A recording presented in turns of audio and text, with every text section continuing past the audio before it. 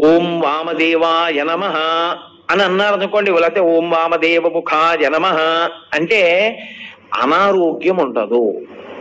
అందుకే శివాలయంలో ప్రదక్షిణాలు చేయండి అని ఎందుకంటారో తెలుసా? మెల్లగా ప్రదక్షిణం చేసి ఉత్తరానికి వెళ్ళి నమస్కారం చేస్తే సమస్త అనారోగ్యములకు హేతు ఎక్కడుంటుందంటే ఈశ్వరుడు నీటి ద్వారా అనారోగ్యాన్ని ఇస్తాడు. అందుకే పర్తుకుట అంటే నీటి వలననే, భోగము నశించుట నీటి వలననే, అనారోగ్యము నీటి వలననే, సంజీవనం సమస్తస్య జగత సలిలాత్మిక భవ ఇత్యుచ్యతే మూర్తిర్భవస్య పరమాత్మనః అంటుంది లింగ పురాణం. నీటి మీద ఆయన అధిష్టానం. మీకు అందుకే ఏదైనా ఊరు వెళ్ళారనుకోండి, నాకు అక్కడ కూర పడలేదండి అండవు, నాకు ఆ నీళ్లు పడలేదండి అంటాడు. అనారోగ్యమునకు కారణము నీరే, మనిషి పడిపోవడానికి కారణము నీరే. నీరు అంత శక్తివంతం. నీటి మీద అధిష్టానమై ఆయన ఉత్తరాన్ని చూస్తూ ఉంటాడు. ఆ ముఖానికి ప్రతిరోజు మీరు గోడవంక చూసి ఓం వామదేవ ముఖాయ నమః అన్నారనుకోండి, ఆయన మీకు ఏకకాలమునందు మూడిటిని కృప చేస్తాడు. ఒకటి, మీకు ఏదుందో దాన్ని ఉంచుతాడు, అది పాడైపోకుండా కాపాడతాడు.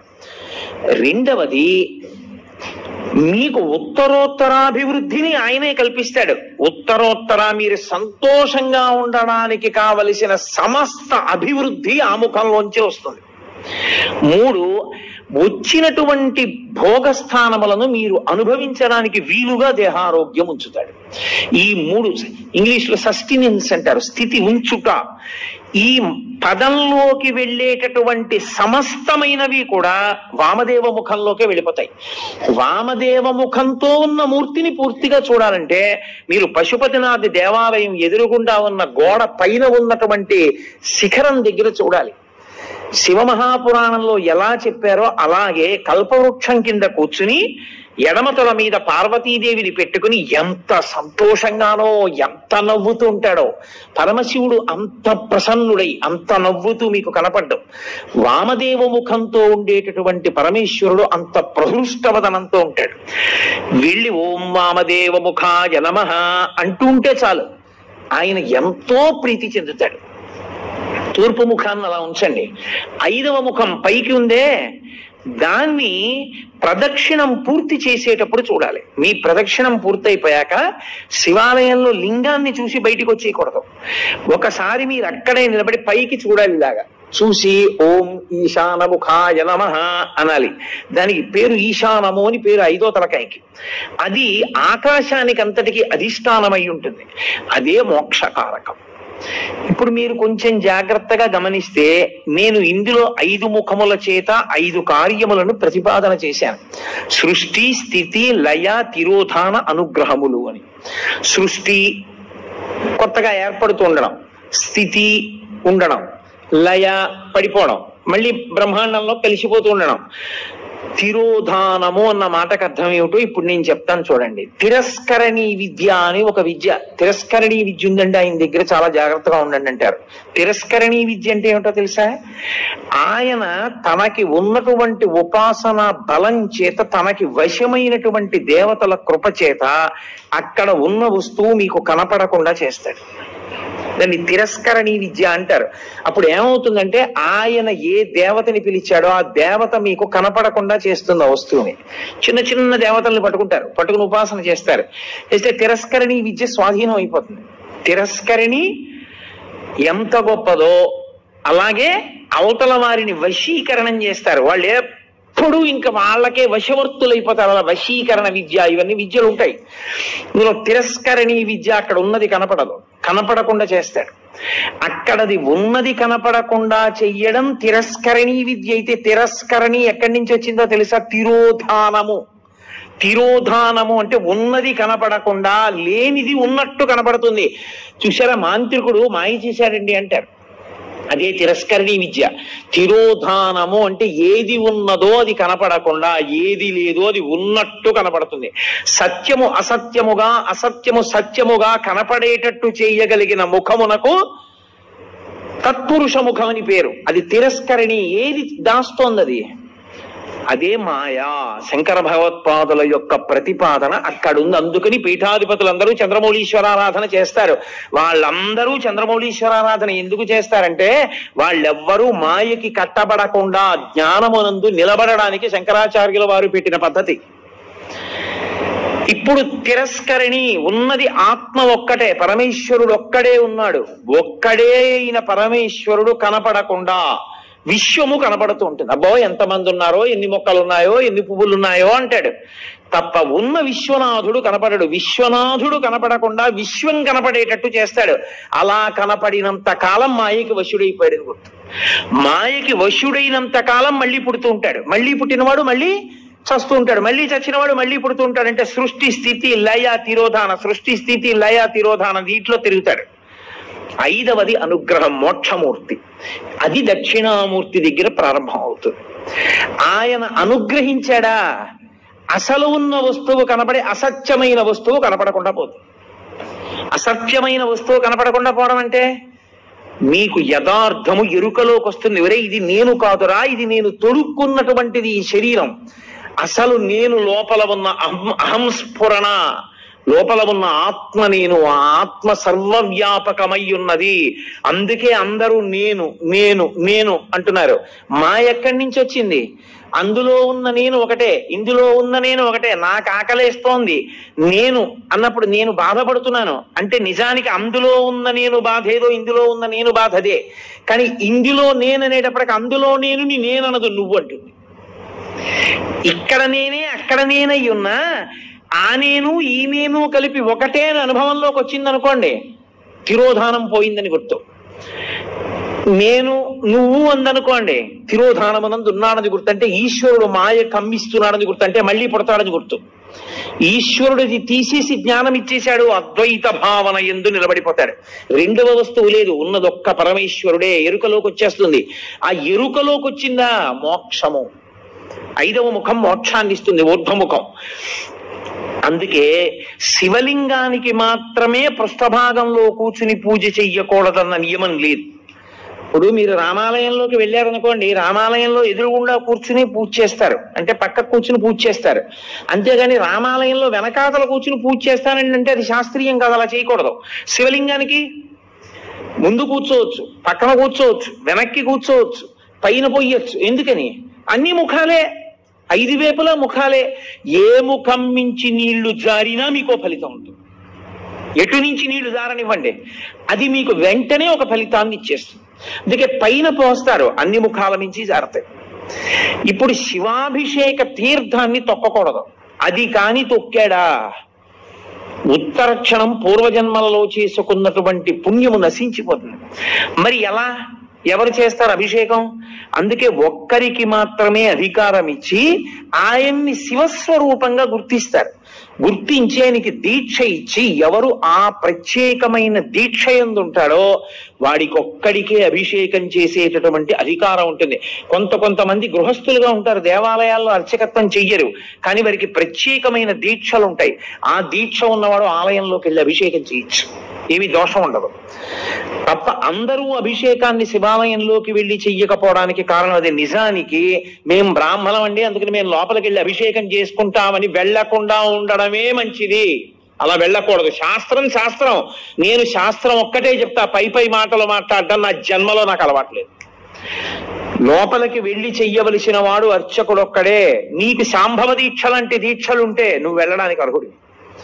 అటువంటి దీక్ష నీకు లేకపోతే నువ్వు లోపలికి వెళ్ళి అభిషేకం చేయడం మంచి పద్ధతి కాదు. అర్చకుడే చెయ్యాలి. నువ్వు తొక్కుతో అనవసరంగా లేనిపోని ఇబ్బందులన్నీ వస్తాయి, ఎందుకని తెచ్చుకోవడం? కాబట్టి శివాలయము 5 ముఖములతో ఉండి 5 మీద అధిష్టానంగా ఉంటుంది. ఇదే అమ్మవారి పరంగా చెప్పారనుకోండి, పంచకృత్య పరాయణ, ఈ 5 అమ్మవారు చేస్తుందంటే. అందుకే ఒకచో అమ్మవారు చేస్తుంది, ఆవిడ నిర్వహిస్తుంది, అప్పుడు మధురై అంటారు. మీనాక్షి అన్నీ చేస్తుంది, సుందరేశ్వరుడు ఊరుకుంటాడు. అలాగే చిదంబరం పరమేశ్వరుడు చేస్తాడు, అమ్మవారు ఊరుకుంటుంది. అందుకే ఎక్కడ ఉండేటటువంటి తత్వము అక్కడ ఉంటుంది. కాబట్టి అమ్మవారు చేస్తుంది, అయ్యవారు చేస్తారు ఈ పంచకృత్యములను. శైవ సిద్ధాంతమునందు ఈ 5 పరమశివుడు చేస్తాడు అని మనం శివ సందర్శన విధి యందు శైవాగమం చెప్తుంది. అందుకుని అలా చూడాలి. శివాలయంలోకి వెళ్ళినప్పుడు శివలింగాన్ని 3 మూర్తులుగా చూడవలసి ఉంటుంది. స్థూలలింగము, సూక్ష్మలింగము, భద్రలింగము అని 3. స్థూలలింగము అంటే ఆలయం యొక్క గోపురం. అందుకే శివాలయంలోకి వెడుతూనే ఏవీ మాట్లాడవద్దు అని చెప్తారు. నువ్వు ఇవన్నీ చూస్తూ వెళ్ళు. ఆలయ శిఖరం వంక చూస్తే స్థూలలింగాన్ని చూసినట్టు, ఆలయంలో ఉన్న శివలింగాన్ని చూస్తే సూక్ష్మలింగాన్ని చూసినట్టు, బలిపీఠాన్ని చూస్తే భద్రలింగాన్ని చూసినట్టు. బలిపీఠము అంటే ఉగ్రభూతములు తిరుగుతుంటాయి వాతావరణంలో. వాటిని మీరు దేవాలయంలో భక్తుల్ని ఇబ్బంది పెట్టవద్దని కొంచెం అన్నం తెచ్చి బలిహరణ మంటపం మీద పెడతారు. అవి తింటాయి, ఆ మంటపం మీద ఉన్న అన్నం తింటాయి. అవి భక్తుల జోలికి రావు. ఆ బలిపీఠాన్ని చూస్తే భద్రలింగ దర్శనం చేసినట్టు. మీరు ఎప్పుడైనా గమనించారో లేదో, ఒక్క శివలింగానికే ఒక ప్రత్యేకమైన గుర్తు ఒకటి ఉంటుంది. మీరు ఎప్పుడైనా చూడండి, అన్ని శివలింగాల మీద ఉండదు అలాగా. మీరు కొన్ని శివాలయాల్లోకి వెళ్ళినప్పుడు శివలింగం దగ్గరికి వెళితే దాని మీద కొన్ని గీతలు ఉంటాయి ఇలాగా. అది ఏమిటో తెలుసా గీత? అలా గీత ఎందుకు ఉంటుందో తెలుసా ఎవరికైనా? అలా గీత ఉంటే దాన్ని బ్రహ్మసూత్రము అని పిలుస్తారు. అలా గీత ఉంది అంటే నీ అదృష్టం పండి నువ్వు అక్కడికి వెళ్ళావని గుర్తు. 1000 మాటలు ఓ శివాలయంలోకి వెడితే నీకు ఎంత ఫలితమో, అలా గీతలు ఉన్నటువంటి శివలింగం ఉన్న గుళ్ళోకి వెడితే అంత ఫలితం.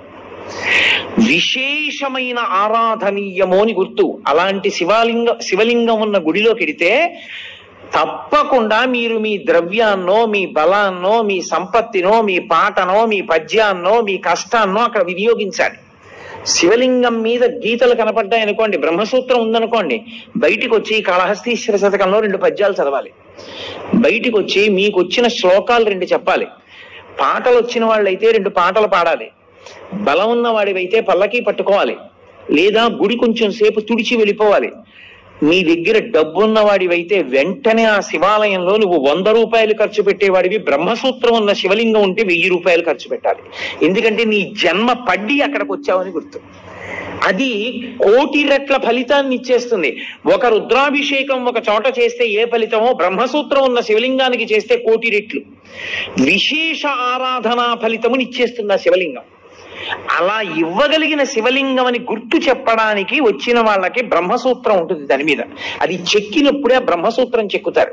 బ్రహ్మసూత్రం ఉన్నది మీకు పరాకు చెప్పినట్టు శివలింగం మీద. జాగ్రత్తగా ఉండు సుమా. తేతలి అని ఒక గ్రామం. మహానుభావుడు రాజరాజ నరేంద్రుడు వెళ్ళిపోతుంటే ఒక పాము అడ్డొచ్చింది, వెళ్ళని వాళ్ళ సైన్యాన్ని. ఏమిటి ఇలా అడ్డొచ్చిందని చెప్పి తెల్లవారుజామున వెళ్ళి చూశాడు. అద్భుతమైనటువంటి శివలింగం, దాని మీద ఉంటుంది బ్రహ్మసూత్రం. నేను ఎన్నో దేవాలయాల్లో చూసా బ్రహ్మసూత్రం ఉన్న శివలింగాల్ని. బ్రహ్మసూత్రం ఉన్నది మీ అదృష్టం పండిపోయిందని గుర్తు. మీరు అక్కడికి వెళ్ళి అపచారం చేసినా అంతే, 1,000,000 రెట్లే. మీరు అక్కడికి వెళ్ళి ఏమీ చేయలేదు, కూర్చొని శివ శివ శివ శివ అనుకుని వచ్చేశారు. శివ శివ శివ శివ 4 మార్లు మీరంటే 4 కోట్ల మార్లు మీరు శివనామం చెప్పారని వేస్తారు. బ్రహ్మసూత్రం ఉన్న దేవాలయంలో ఏది చేసినా ఇంటూ 1,000,000 అని గుర్తు. నేను మాటకంటున్నాను, దానికి లెక్క లేదు అసలు. విశేష అని సేవాగమం అంత గొప్పది బ్రహ్మసూత్రం ఉన్నది. అందుకే శివాలయంలోనే 2 సూత్రాలు ఉంటాయి, సోమసూత్రము, బ్రహ్మసూత్రము. ఈ 2 ఉంటాయి. శివాలయం ఒక్కదానికే ఒక విశేషం ఉంటుంది. శివాలయంలో పరమేశ్వరుడు చెట్టు రూపంలో ఉంటాడు ఒక్కొక్క చోట. ఇక్కడ మారేడు చెట్టు కాశీ నుంచి తెచ్చి వేశారు అంటారు. అది ఎవరు వేశారండి? అది ఒక్కొక్క చోట పరమశివుడు, దేవాలయంలో ఉన్నటువంటి పరమేశ్వరుడు బయటికి వచ్చి చెట్టు రూపంలో నిలబడతాడు, కదులుతూ ఉంటాడు. మీరు పరమశివుడిని ఇలా ముట్టుకోవడం మీకు సాధ్యం కాదు, సంభవం కాదు, ముట్టుకోలేరు. కానీ ఒక్కొక్క చోట స్థల వృక్షము అన్న పేరుతో ఉంటాడు. అక్కడ లోపల ఉన్న శివుడే బయట చెట్టు రూపంలో ఉంటాడు. నేను మీకు ఉదాహరణ చెప్పాలంటే, కాంచీపురం ఏకాంబరేశ్వర దేవస్థానంలో మామిడి చెట్టు రూపంలో ఉంటాడు. లోపల శివలింగం ఎంత గొప్పదో పృథివీలింగం చెట్టు అంత గొప్పది. అలాగే వైదీశ్వరం వేప చెట్టు రూపంలో ఉంటాడు. ఎందుకంటే అక్కడ పేరే వైదీశ్వరం, ఆయన రోగ నివారణ చేస్తూ ఉంటాడు. రోగ నివారణ చెయ్యడానికి యోగ్యం వేప చెట్టు. అమ్మవారు అనుగ్రహించింది. 365 రోజులలోనూ అన్నిటిలోకి భయంకరమైనటువంటిది, అత్యంత ప్రమాదకరమైనటువంటి యమదంస్ట్రలు అంటారు. యముని యొక్క 2 కోరలుగా వర్ణింపబడినవి 2 ఋతువులు. ఒకటి శరదృతువు, 2 వసంత ఋతువు. ఈ 2 ఋతువులు అత్యంత ప్రమాదకారులు. చాలా మంది ఈ ఋతువుల్లోనే పడిపోతారు కనుక అమ్మవారు ఏం చేసిందంటే, కొత్త సంవత్సరం చైత్రం ప్రారంభమై వసంత ఋతువు రాగానే పసిబిడ్డల దగ్గర నుంచి వృద్ధుల వరకు కాపాడడానికి అమ్మవారే అనుగ్రహ రూపంలో వేప చెట్టుకి పువ్వుగా వస్తుంది. అందుకే వేప పువ్వుని తెచ్చి ప్రసాదంలో వేసుకు తింటారు కొత్త సంవత్సరం రాగానే. కారణం అది. ఆవిడ రోగ నిరోధక శక్తినిచ్చి మృత్యుదంష్ట నుండి పైకెత్తుతుంది. శారదా నవరాత్రులు చేసిన, వసంత నవరాత్రులకి ముందు చైత్ర శుక్ల పాడ్యమి నాడు ఈ ప్రసాదం తీసుకున్నా పరదేవతానుగ్రహం కలగడానికి కారణం ఏదో ఛాందసత్వంతో ఉతినే వేప వచ్చిందని పెట్టడం కాదు. అమ్మవారు ప్రతిజ్ఞ చేసింది, నేను అలా వస్తాను, నన్ను మీరు ప్రసాదంగా స్వీకరించండి అని చెప్పింది. కాబట్టి ఒక్క శివాలయానికే బ్రహ్మసూత్రము, సోమసూత్రము, స్థల వృక్షము. మీకు కంచిలో లోపల ఉన్న పృథివీలింగం ఎటువంటిదో బయట ఉన్న మామిడి చెట్టు అంత గొప్పది. మీకు అలాగే వైదీశ్వరంలో ఆయన రోగ నివారక స్వరూపంతో ఉంటాడు. అది అంగారక క్షేత్రం. అక్కడ విశేషమైన శక్తి కుజుడికి. అక్కడికి వెళ్ళి పూజ చేస్తే కుజగ్రహం అనుగ్రహిస్తుంది. జాతకంలో ఉండకూడని చోట కానీ కుజగ్రహం ఉన్నదా చాలా ఇబ్బంది పెట్టేస్తుంది. దాని దోషాన్ని నివారించేది ఏది అంటే ఒక్క వైదీశ్వరం. వైదీశ్వరం కుజుడు పరమశివుని యొక్క కుమారుడు. అందుకే అక్కడ వైదీశ్వరంలో మహానుభావుడు రోగ నివారణ చేసేవాడుగాను ఉంటాడు. వైద్యుడిగా ప్రథమో దైవ్యోభిషకో అని రుద్రాధ్యాయంలో ఆయనకి పేరు. ఆయనే ప్రథమ వైద్యుడు. ఆయన రోగములను నివారించడానికి దేవాలయం బయట వేప చెట్టు రూపంలో ఉంటాడు. అలాగే జంబుకేశ్వరం జలలింగం. జంబుకేశ్వరంలో నేరేడు చెట్టు రూపంలో ఉంటాడు. స్థలవృక్షం. దేవాలయం వెనకాతలే ఉంటుంది నేరేడు చెట్టు. అలాగే మధ్యార్జునం అని ఒక క్షేత్రం, మహాలింగము అంటారు దాన్ని. చంద్రశేఖరేంద్ర సరస్వతి మహాస్వామి వారికి కామకోటి పీఠాధిపత్యం వహించిన మహాపురుషులు, వారే కదలాడిన శివస్వరూపం. వారికి మధ్యార్జున క్షేత్రం అంటే ప్రాణం. ఏ అభిషేకం జరిగినా, ఏ పూజ జరిగినా వారికి ప్రసాదం పట్టుకొచ్చేవారు అర్చకులు. మధ్యార్జునం ఇప్పటికీ అక్కడ ఒక మాట చెప్తారు, మధ్యార్జున క్షేత్రంలో అభిషేకం చేస్తే, శ్రీకాళహస్తి క్షేత్రంలో దక్షిణామూర్తి ఎదురుగుండా ఉంటుందో శివలింగం, మీకు 4 వైపులా గోడలుండి పైన ఆచ్ఛాదన ఉండదు, కప్పీరు, పైన కప్పు ఉంటుంది శివాలయాలకి. ఒక్క దక్షిణామూర్తి ఎదురుగుండా ఉన్నటువంటి శివలింగాన్ని మహామృత్యు దోష నివారక లింగము అంటారు, మృత్యుంజయ లింగము. దానికి ఆచ్ఛాదన ఉండదు. అంతటా క్షామం వచ్చేసి ఇంకా తినడానికి తిండి లేక పశువులు కూడా చచ్చిపోతే అప్పుడు ఏం చేస్తారంటే 4 గోడల మీద అర్చకులు నిలబడతారు. నిలబడి 4 గోడల నుంచి శివలింగానికి అభిషేకం చేసి కుంభం పోస్తారు. అభిషేకం చేసి వదిలిపెడతారు. అంటే మరణాడు తలుపులు తీస్తే కుంభవృష్టి కింద పడుతుంది. వానోసారి జరిగింది శ్రీకాళహస్తి వల్ల. శివలింగం దేశ సమస్యలకి కూడా పరిష్కారం అయి ఉంటుంది.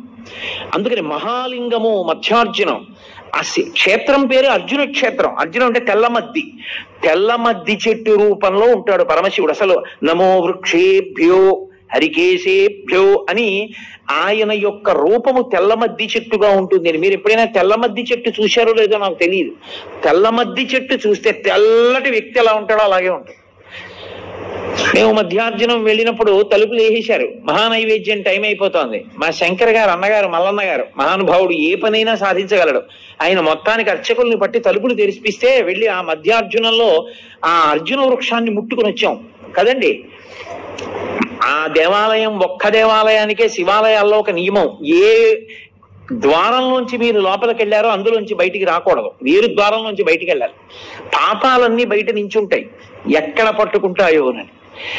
మళ్ళీ వస్తాడని ఇంకో ద్వారంలోంచి వెళితే పాపం అక్కడతో పోతుంది. మధ్యార్జునం అంత గొప్పది. మధ్యార్జునం గొప్పతనం ఎక్కడుందో తెలుసా? శైవాగమం ఎలా చెప్పిందో ఆ ఆలయానికి ఉపాలయాలుగా అన్ని ఆలయాలు అలా వెలిసాయి. ఒక శివాలయానికి ఈశాన్యంలో ఏదో నటరాజస్వామి ఉండాలి, లేకపోతే కాలభైరవుడు ఉండాలి, పశ్చిమాన సుబ్రహ్మణ్యుడు ఉండాలి, నైరుతి విఘ్నేశ్వరుడు ఉండాలి, అలాగే ఉత్తరాన చండీశ్వరుడు ఉండాలి, ఎలా శైవాగమం చెప్పిందో మధ్యార్జున క్షేత్రానికి అన్ని దిక్కులా అలా వచ్చే దేవాలయాలు. అందుకని అసలు దాని చుట్టూ ఉన్న దేవాలయాలు ఉపాలయాలై ఈ లింగం మహాలింగం అయింది. అందుకని దానికి ఆ లింగాన్ని అన్ని శివాలయాల్లో ఉన్న శివలింగానికి మహాలింగం అంటారు. కానీ ప్రత్యేకించి మధ్యార్జున క్షేత్రంలో ఉన్న శివలింగానికి ఒక్కదానికే ఒక ప్రత్యేకమైన పేరు మహాలింగం అనే పిలుస్తారు.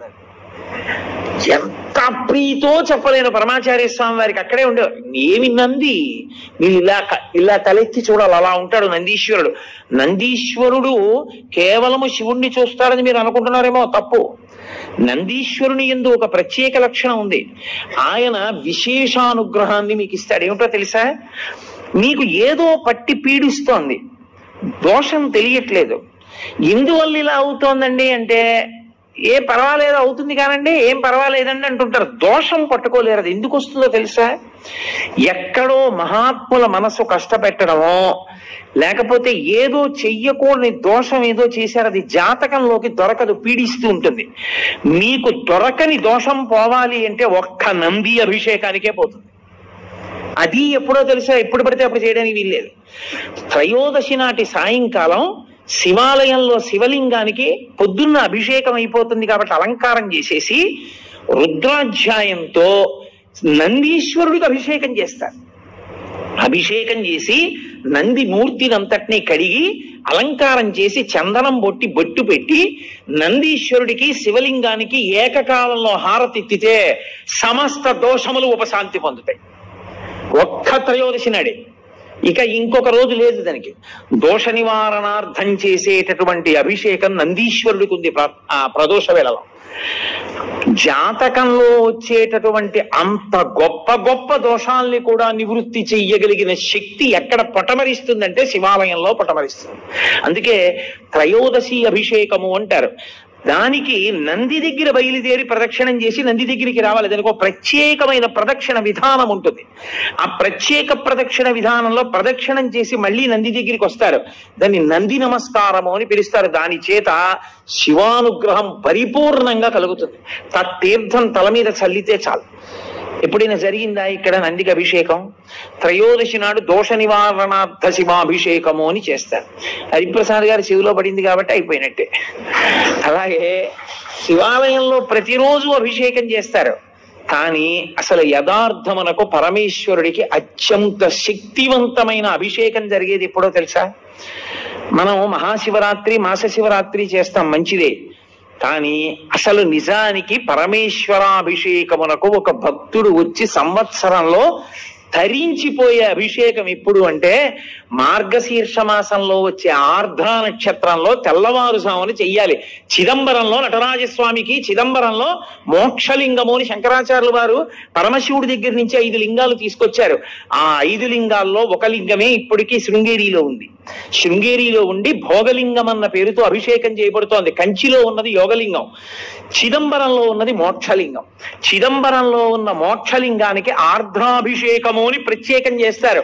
అసలు నిజానికి దానితో కలుపుకుంటూ ప్రతి శివాలయంలో మార్గశీర్ష మాసార్ద్ర నక్షత్రం నాడు తెల్లవారుజామున 3-4 మధ్యలో చెయ్యాలి అభిషేకం.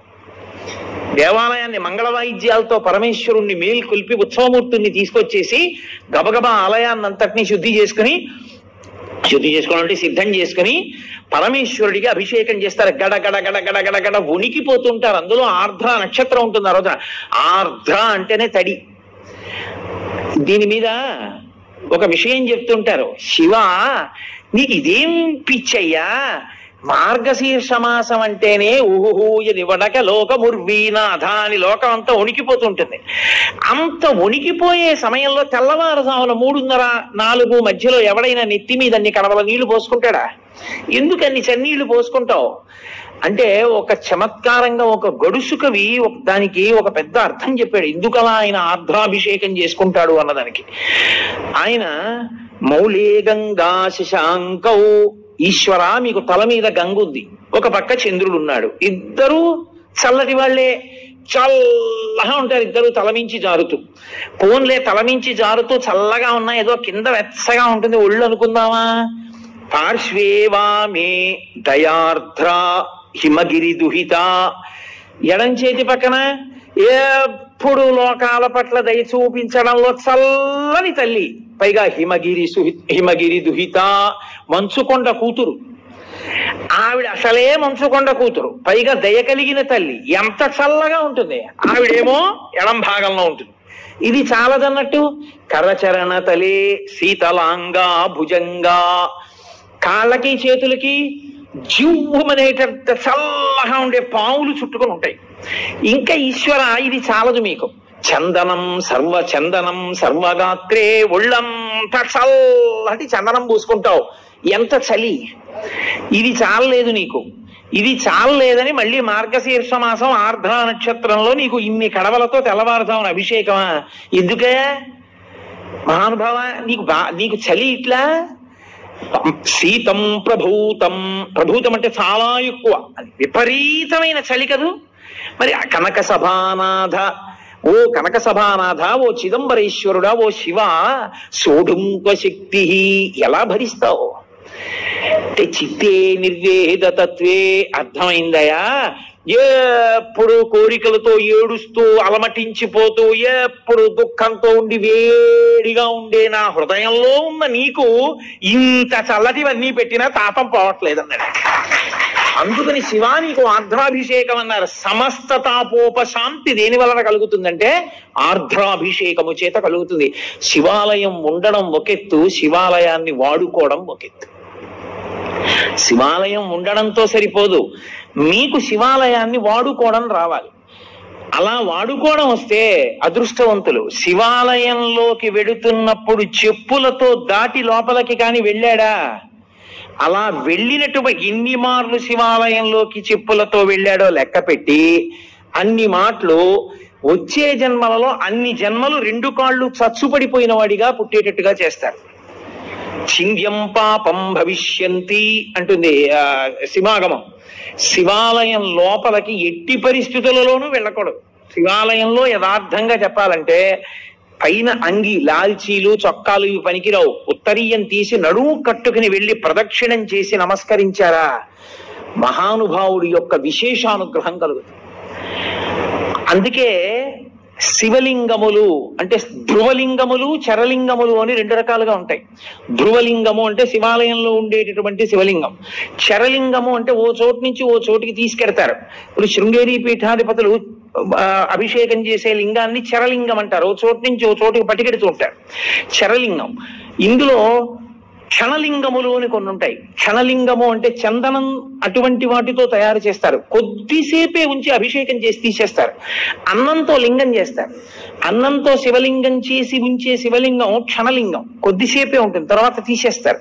అసలు అన్నం దొరకడం అనేటటువంటి దానికి ఇబ్బంది కలిగితే ఉత్తర క్షణంలో దానికి ఉపశాంతి ఎక్కడా అంటే అన్నాభిషేకము చేతనే. మేము గత శారదా నవరాత్రుల్లో మా అయ్యప్ప స్వామి గుళ్ళో చేశాం. శివలింగాన్ని పెట్టి శివలింగం నిండా అన్నం ఉండి అన్నంతో అభిషేకం చేసేస్తారు. చేసేసి ఆ అన్నంతోటే శివలింగాన్ని తయారు చేస్తారు. తయారు చేసి కాయగూరలు ఉప్పు వేయకుండా ఉడికించేస్తారు. పొట్లకాయలు, గుమ్మడికాయలు, బీరకాయలు, వంకాయలు అన్ని ఉడికిస్తారు. ఉడికించి తీసేసిన కూరగాయల్ని పరమశివుడికి అలంకారాలుగా పెట్టేస్తారు. పెట్టేసి ఆ శివలింగానికి పూజ చేసి శివలింగం మీద ఉన్నటువంటిది తీసి ఓ పళ్ళెంలో పెట్టుకుని మేళతాళాలతో వెళ్ళి నీళ్లలో కలిపేస్తారు. సమస్త జలచరములు తింటాయి, సమస్త భూతములు బాగుండాలి. తర్వాత ఆ మిగిలిపోయినటువంటి శివలింగం, ఆ అన్నం, ఆ కూరను తీసుకెళ్లి ఏ పులుసు అన్నం కింద వండేస్తారు. వండేసి అందరికీ ప్రసాదంగా ఇస్తారు. అన్నాభిషేకం చేసినటువంటి శివలింగ ప్రసాదం తింటే అన్నదోష నివృత్తి జరిగి ఆ అన్నం అంతా బాగుంటుంది. 2, అన్నమునకు దోషం ఉంటుంది. ఎప్పుడైనా సరే అన్నం తింటున్నప్పుడు వేరొకరు చూశారనుకోండి దోషం వస్తుంది అన్నానికి. అందుకు గోప్యంగా అన్నం తినడానికి కారణం అది. అన్నం చూస్తే చాలు దోషం వస్తుంది.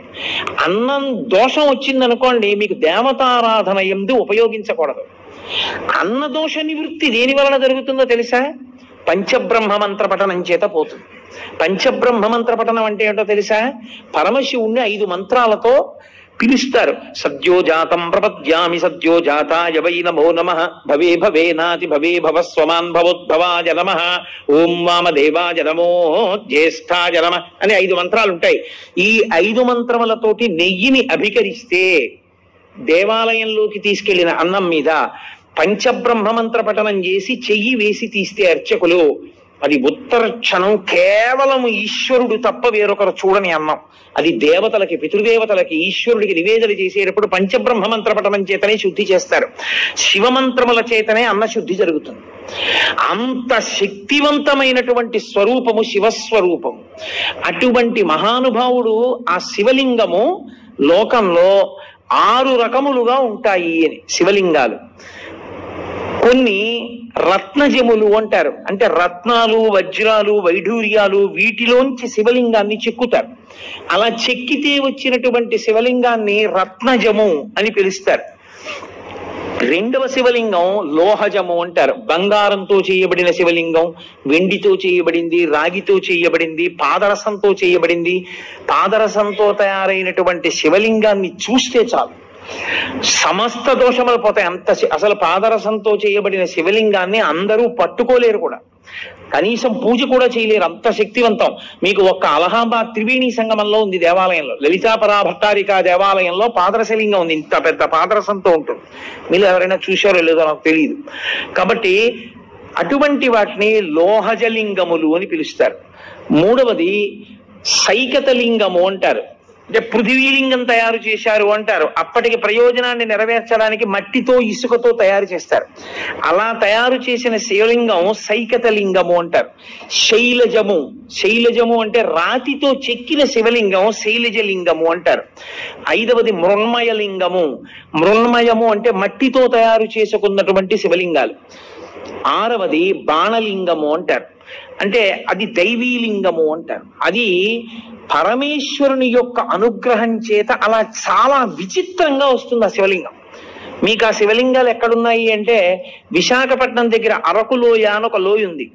ఆ అరకు లోయ లోపలికి మీరు వెడితే గుహల్లోకి, అరకు ఆ గుహ లోపల నుంచి, గుహ ఉపరితలం నుంచి చుక్క చుక్క నీరు కింద పడుతుంది. అది అలా ఎందుకు పడుతుందో ఎవరికి తెలియదు. ఒక చుక్క నీరు పైనుంచి ఇలా కింద పడింది అనుకోండి, చుక్క తగలగానే భూమి ఇలా పొటమరిస్తుంది.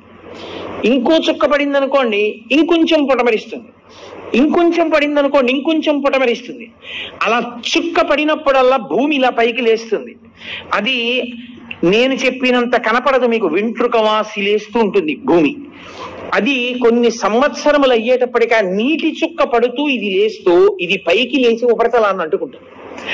అలా పైకి లేచినటువంటి లింగములను దైవీ లింగములు అని పిలుస్తారు. అవి పరమేశ్వరుని యొక్క అనుగ్రహం చేత ప్రకృతిలో ఏర్పడుతుంటాయి. అలా ఏర్పడేటటువంటి శివలింగములు అవి అద్భుతమైనటువంటి శివలింగాలు. ప్రతిష్టా స్వరూపంలోకి కూడా వాటిని తీసుకుంటారు. తీసుకుని దారుజలింగములు అని ఒకటి కొయ్యతో చేస్తారు. కొయ్యతో చేసిన లింగాన్ని దారుజలింగము అంటారు.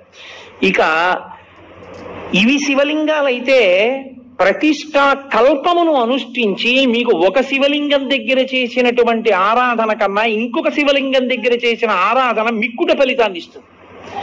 ఇందులో ఒక్కొక్క దానికన్నా ఒక్కొక్క దాని శక్తి దేని వల్ల మారుతుంది అంటే మొట్టమొదటిది స్వయంభూలింగము అంటారు. స్వయంభూ అంటే తనంత తాను వచ్చినటువంటి శివలింగం.